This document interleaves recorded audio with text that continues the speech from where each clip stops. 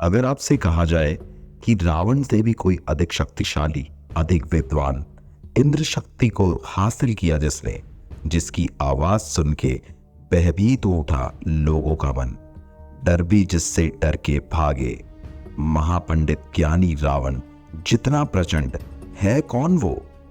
क्या हुआ? मन में विचार आने लगे ना?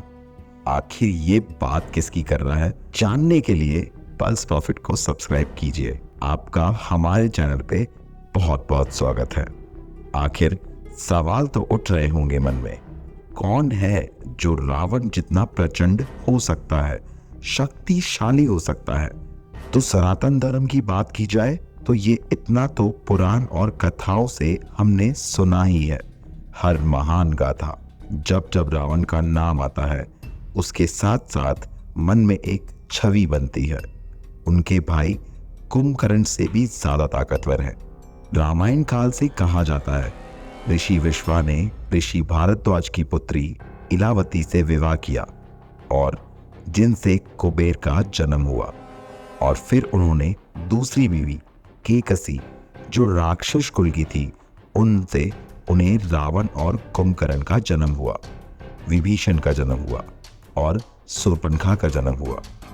और मंदोदरी से जो रावण को पुत्र हुआ, उसका नाम था मेघनाद, महोदर, प्रहास्त्र, विरूपाक्ष।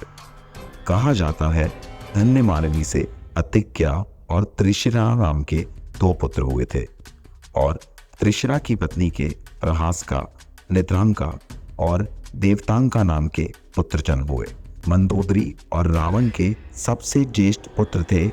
रावण एक बहुत बड़ा ज्योतिष भी था, तो रावण को एक ऐसा पुत्र चाहिए था जो महाबलशाली हो, महाशक्तिशाली हो और महाप्रतापी हो। तो ये एक इच्छा को अपनी पूरी करने के लिए उसने अपने पुत्र के सभी ग्रहों को 11वें स्थान पर रख दिया। परंतु रावण की प्रवृत्ति से शनिदेव अच्छी तरह जानते थे, जिस वजह से शनिदेव ने 11वें स्थान से 12वें पे आ गए, जिससे रावण को उसकी इच्छा अनुसार पुत्र की प्राप्ति नहीं हुई। इस बात से नाराज हो गुस्से में रावण ने शनिदेव के पैर पर प्रहार किया। जब वाल्मीकि जी ने रामायण लिखी, तब उन्होंने ये बताया कि जब मेघनाद का जन्म हुआ तो बाकी सभी बच्चों की तरह वह रोया नहीं, उसके मुंह से बिजली के कड़कने की आवाज सुनाई दे रही थी। इसी वजह से रावण ने अपने इस पुत्र का नाम मेघनाद रखा। मेघनाद की पत्नी का नाम सुलोचना और पुत्र का नाम अक्षय कुमार था। जब अशोक वाटिका गए थे हनुमान जी, तब उन्होंने मेघनाद के पुत्र अक्षय कुमार का वध कर दिया था। कहा जाता है कि एक और पत्नी थी जिसका नाम था नग्गाड़, जो पाताल के राजा शेषनाग की पुत्री थी। वहीं मेघनाद अपने पिता रावण की तरह स्वर्ग विजयी था। उसने इंद्रदेव को हराकर पराजित कर दिया था। एक बार देवराज इंद्र ने चाल से रावण को हराकर बंदी बना लिया था। यह अपमान देखकर मेघनाद को सहन न हुआ।